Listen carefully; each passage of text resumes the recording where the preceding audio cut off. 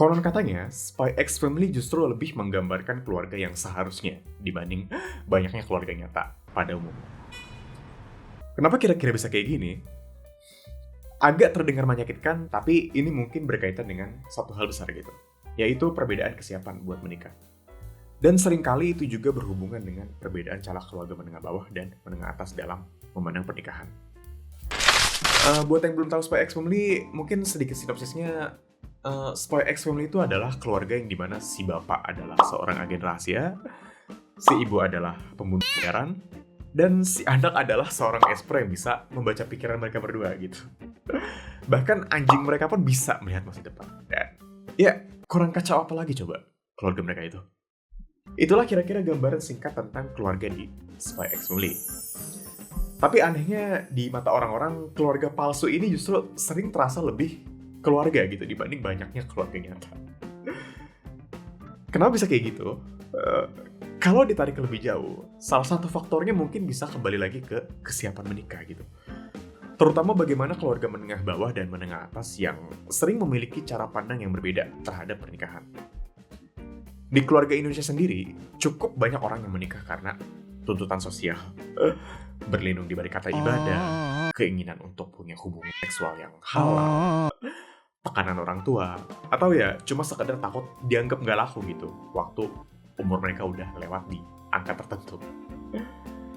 Dan ya pernikahan akhirnya terasa seperti checklist kehidupan yang harus dicentang gitu tanpa benar-benar memahami kesiapan untuk membangun keluarga. Kamu kenapa kayak mikir kita langsung nikah aja dah? Kan lihat umur kita.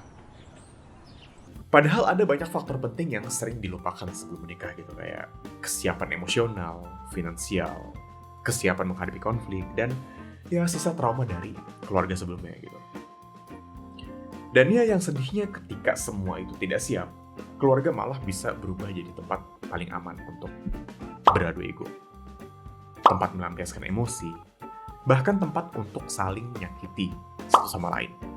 Gue tahu dari mana? Dari keluarga gue sendiri. Dari posisi seorang anak. Sedangkan di Spy X Family, ya keluarga mereka justru sering terasa lebih fungsional gitu. Ketika Lloyd pulang kerja dengan pekerjaan palsunya dia tetap berusaha membawa senyuman dan ya Yor pun begitu juga gitu.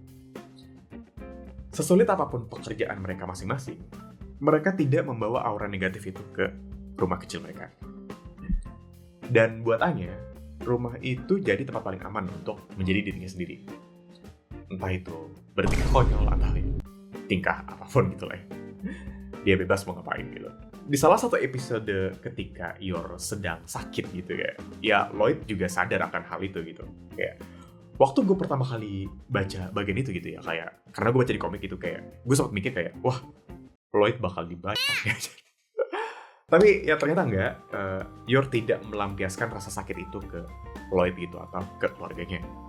Dan ya mereka malah berakhir menghadapinya bersama gitu dengan sebuah dinner kocak yang memiliki ending cukup membagongkan lah ya, kalau kalian tahu gitu yang udah nonton episode ini. Dan mungkin disitulah menurut gue gambaran keluarga yang sebenarnya gitu kayak, yaitu tempat paling aman untuk menjadi diri sendiri, tempat yang suportif, dan tempat buat berpulang yang bisa kita sebut sebagai rumah. Baik itu untuk posisi suami, istri, maupun anak. Dan ya kadang gue juga suka mikir sih kayak, kira-kira endingnya Spy X Family bakal gimana ya waktu semua rahasia mereka akhirnya terungkap gitu. Tapi ya menurut gue dari cara mereka menghadapi masalah dan dari cara mereka menjadi keluarga gitu, gue rasa positifnya endingnya bakal jadi good ending sih. Tapi ya balik lagi ini semuanya terserah autornya gitu. Dan ya gue rasa karena udah kepanjangan, itu dulu buat video kali ini dan sampai ketemu di next video. Bye.